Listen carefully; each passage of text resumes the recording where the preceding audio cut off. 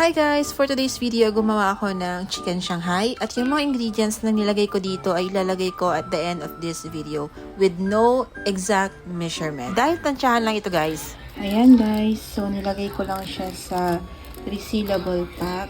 Ayan. Nag-portion ako, naglagay lang ako ng tig 10 pieces since tatlo lang naman kami dito sa bahay. So ayan, ito yung extra na mixture na nawalan na naubusan ako ng wrapper, lumpia wrapper. So, ginawa ko na lang siyang chicken balls. Ayan, so, pipito lang natin to pag, kunyari, gusto mong kumain, ganun. Kung nagki-crave ka, stock lang namin to guys. Ayan. Diba? Yun na. Ayan guys, ititikman muna natin yung ginawa natin guys. Ito nga pa yung ginawa ko sa usawan. Combination lang nitong roasted garlic mayo tsaka yung tabasco.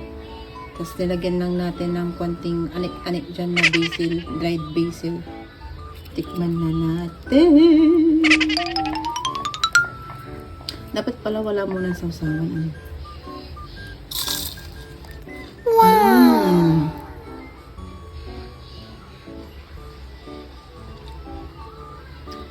Harap. Hindi, sa totoo lang, tansyahan lang yung nilagay ko ingredients dito guys ha. Hindi, wala siyang exact measurement. Tinansya-tansya ko lang. At ngayon ko lang siya natikman. Pero it turns out masarap naman.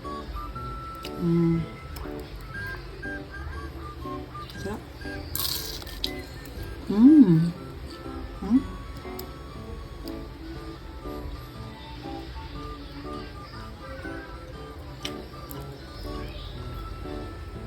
Tikman natin ng walang sausawan.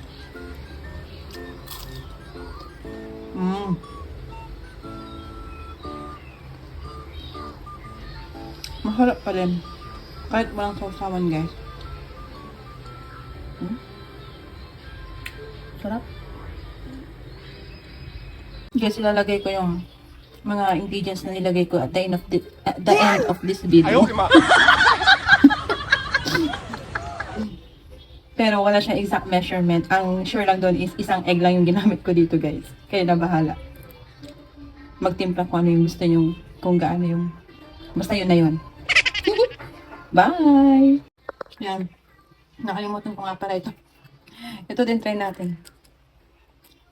For sure, same lang din naman sila ng taste since pinagkaiba lang naman is walang lumpia wrapper ito guys. Kulang kasi yung lumpia wrapper ko kaya ginawa ko na lang siyang bola-bola. Kinoat ko lang siya sa breadcrumbs. Yan. Pasensya na sa kuko ko, guys.